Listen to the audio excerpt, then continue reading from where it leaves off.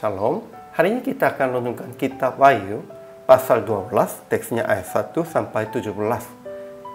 Itu sudah dibagi 3 paragraf. Paragraf yang pertama ayat 1 sampai 6. Seorang perempuan berselubungkan matahari melahirkan seorang anak laki-laki, dan dia lari ke padang gurun dan memelihara anak di situ 1260 hari lamanya. Paragraf yang kedua ayat 7 sampai 12.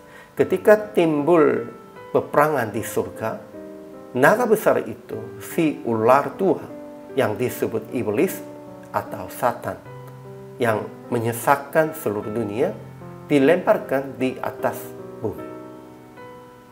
Paragraf yang ketiga ayat 13 sampai 17. Naga itu memburu perempuan yang melahirkan anak laki-laki itu, tetapi bumi datang menolong perempuan itu. Akhirnya naga pergi memerangi keturunannya yang menuruti hukum-hukum Allah dan memiliki kesaksian Yesus. Kesimpulan hari ini, seorang perempuan berselubungkan matahari melahirkan seorang anak laki-laki, tetapi naga merah usaha menelan anaknya. Sehingga perempuan itu lari ke padang gurun dan memelihara anak di tempat yang Tuhan sediakan untuk memeliharanya selama 1260 hari lamanya. Dan ada peperangan di surga. Mikael dan malaikat-malaikatnya melawan naga besar, dan naga itu dilemparkan di atas bumi. Jadi dia memburu perempuan yang melahirkan anak laki-laki itu. Tetapi kepada perempuan itu diberikan kedua sayap dari burung nasar yang besar. Bumi pun datang untuk menolong perempuan itu.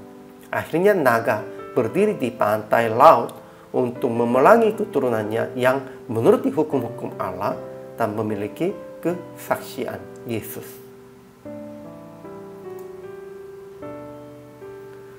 Ajaran tentang Allahnya. Pertama, Allah telah menyediakan suatu tempat bagi perempuan yang lari ke padang gurun supaya memeliharanya 1260 hari lamanya.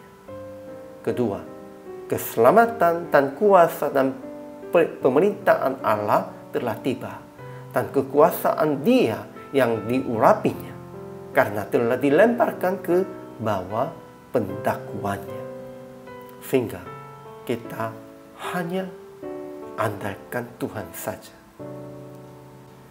Ajaran tentang manusianya. Pertama, seorang perempuan berselubungkan matahari melahirkan seorang anak laki-laki dan lari ke padang gurun sebab naga merah usaha menelan anaknya. Dan perempuan itu memelihara anak di tempat yang Tuhan sediakan untuk memeliharanya.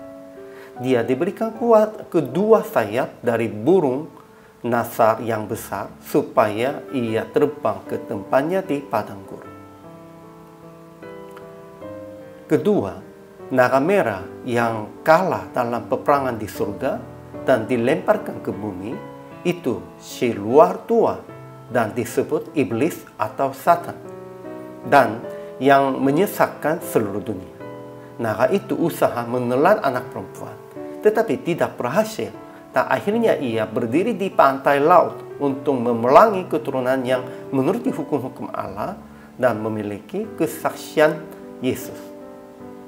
Ketiga, surga dan mereka sekalian yang diam di dalamnya bersukacita karena telah mengalahkan naga.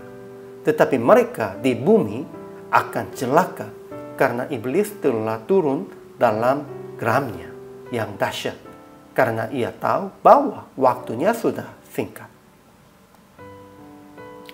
Jadi aplikasi hari ini, pertama, jangan lupa kita bukan akan mengalahkan iblis. Yesus telah mengalahkan iblis. Jadi tidak usah takut. Merekanya sudah kalah. Kita sudah menang.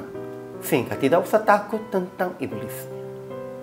Kedua, Tuhan tetap memelihara anaknya, umatnya, dan gerejanya di dalam tempat yang Ia telah sediakan. Tuhan tetap memelihara kita. Tuhan sudah sediakan tempat itu, sehingga jangan lupa dan jangan takut. Ketiga, jangan berharap kehidupan kaya berkuasa di dunia, di bumi. tetap berharap diam di surga dalam pemeliharaan Yesus.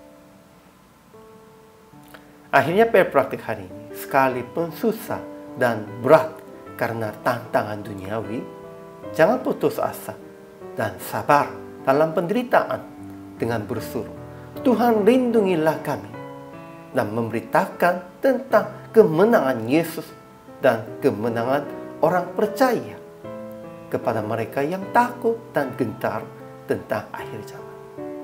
Sekali lagi kita harus ingat, tidak usah takut pada waktu akhir zaman. Tidak usah takut tentang iblisnya, satannya. Merekanya si pendusta. Sebenarnya kita sudah menang. Merekanya sudah kalah. Jadi bersemangat dan harus dengan berani dan mengalahkan mereka saja. Hari ini juga selama melayani, Tuhan Yesus memberkati.